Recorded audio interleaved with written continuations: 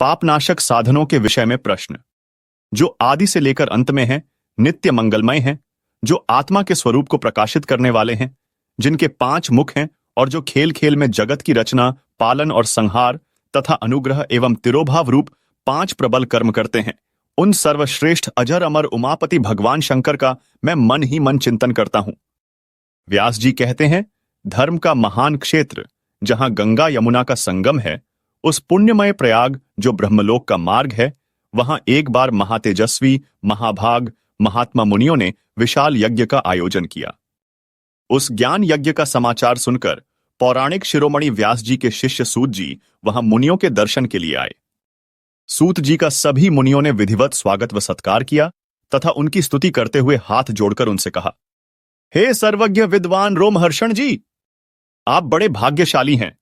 आपने स्वयं व्यास जी के मुख से पुराण विद्या प्राप्त की है। आप आश्चर्य स्वरूप कथाओं का भंडार हैं। आप भूत भविष्य और वर्तमान के झांता हैं। हमारा सौभाग्य है कि आपके दर्शन हुए। आपका यहां आना निरर्थक नहीं हो सकता। आप कल्याणकारी हैं, उत्तम बुद्धि वाले सूत जी।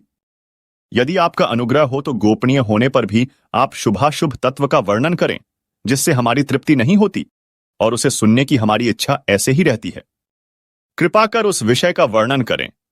घोर कलयुग आने पर मनुष्य पुण्य कर्म से दूर होकर दुराचार में फंस जाएंगे, दूसरों की बुराई करेंगे, पराई स्त्रियों के प्रति आसक्त होंगे, हिंसा करेंगे, मूर्ख नास्तिक और पशुबुद्धि हो जाएंगे। सूत जी, कलयुग में वेद प्रतिपादित वर्ण आश्रम व्यवस्था नष्ट हो जाएगी। प्रत्येक वर्ण और आश्रम में रहने वाले अपने अपने धर्मों के आचरण का परित्याग कर विपरीत आचरण करने में सुख प्राप्त करेंगे। इस सामाजिक वर्ण संकरता से लोगों का पतन होगा, परिवार टूट जाएंगे, समाज बिखर जाएगा। प्राकृतिक आपदाओं से जगह जगह लोगों की मृत्यु होगी, धन का क्षय होगा, स्वार्थ और लोभ की प्रवृत्ति बढ़ जाएगी। ब्राह्मण लोभी हो जाएंगे और वेद बेचकर धन प्राप्त करेंगे। मद से मोहित होकर दूसरों को ठगेंगे, पूजा पाठ नहीं करेंगे और ब्रह्म ज्ञान से शून्य होंगे। क्षत्रिय अपने धर्म को त्याग कर कुसंगी, पापी और व्यभिचारी हो जाएंगे। शौर्य से रहित हो वे शूद्रों जैसा व्यवहार करेंगे और काम के अधीन हो जाएंगे। वैश्य धर्म से विमुख हो संस्कार भ्रष्ट होकर कुमार्गी, धनोपार्जन परायण होकर नाप तौल में ध्यान लगाएंगे। शूद्र अपना धर्म कर्म छोड़कर अच्छी वेशभूषा से सुशोभित हो व्यर्थ घूमेंगे।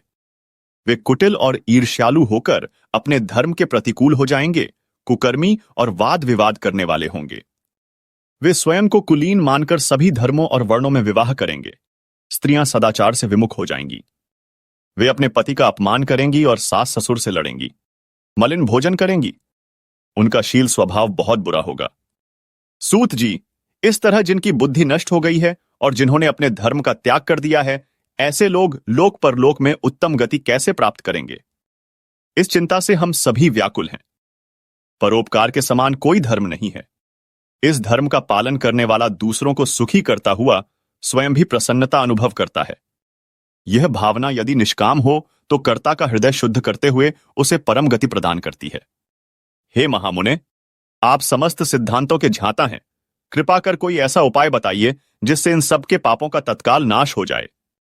व्यास जी कहते हैं, उन श्रेष्ठ मुनियों की यह बात सुनकर सूत जी मन ही मन परम श्रेष्ठ भगवान शंकर का स्मरण करके उन्हें शिव पुराण की महिमा के बारे में बोले।